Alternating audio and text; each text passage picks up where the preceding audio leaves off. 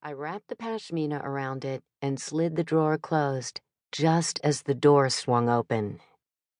Edith stared at me, cold as ice. "What are you doing in here?" I sniffled, pulled another tissue from the box on Horace's desk, and turned my back to her. "I needed a moment alone." Wiping my eyes, I turned to face her. "He said to tell you he always loved you." "Get out." She couldn't have said it in a more demeaning and hostile manner if she had tried. I hurried past her into the hallway, clutching the pashmina carefully so I wouldn't accidentally drop Horace's precious letter. Wong pulled me aside. "Sophie," she said calmly, "you do know that you have blood on your dress?" I glanced down and shuddered. Gross. From kneeling on the sidewalk, I guess. "How is Horace? Did the EMTs tell you anything? Can a person survive that kind of wound?" "Wish I knew. What happened exactly?" "He was carrying the dagger around to show everyone. When the carolers came, a group of people crowded onto the balcony to listen. Horace looked ill. Then the railing broke and he fell." "How come no one else fell?" "Come to think of it, that was a little bit odd. Maybe they held on to the side railings?" "Did you see anyone plunge the knife into him?" "No, it wasn't like that. He was in the front of the crowd on the balcony. He must have fallen on the dagger." She pulled out a notebook and scribbled in it, her plump face contorting at the thought. Wong had kept her former husband's last name, which often surprised people when they met the short African-American policewoman. She wore her hair in curls, longer toward the front and trimmed in the back, with one sassy curl tickling her forehead. It suited her. She was a no-nonsense police officer who often saw through flimsy explanations. Edith Scroggins approached us. "I thought I told you to get out."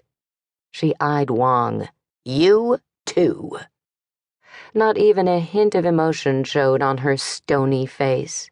She held herself painfully erect. She spat the word, "Now," and watched us, waiting. "Ma'am, I need to examine the balcony," said Wong. "Not without my permission. Get out of my building." "Ma'am, I can get a warrant to look at it." Wong sounded stern, yet factual. "Out!" Edith screamed like a wild woman. Wong's mouth dropped open. Our eyes met. Without another word, we turned and walked through the empty hallway to the foyer. Edith had cleared the building. As far as I could tell, we were the last to leave. When we reached the front door, I glanced over my shoulder. Edith held a glass of punch in her hand and watched us imperiously. We'd barely made it outside when we heard the door lock behind us. "Whoa." Wong shook her head. "What a witch.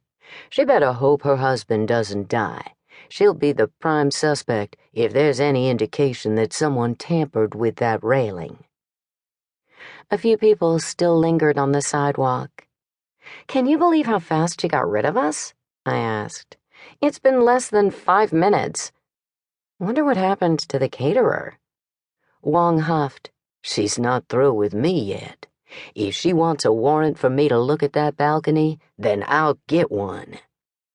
That was the oddest thing I've ever seen. Wouldn't you have gone to the hospital with your husband? I shivered in the cold, but didn't dare unfold my pashmina. Baxter Babineau, who had bought a home on my block, joined us. "That was quite the act, wasn't it? I have to agree with you, Sophie. Who doesn't go to the hospital with an injured husband? Horace might die from that stab wound. I'm not related to him, but you bet I'll be keeping tabs on his condition." Tall and portly, Baxter exuded authority in a grandiose way. He was certainly friendly enough, but he had a pretentious manner about him, which always made me feel like I might not live up to his high standards.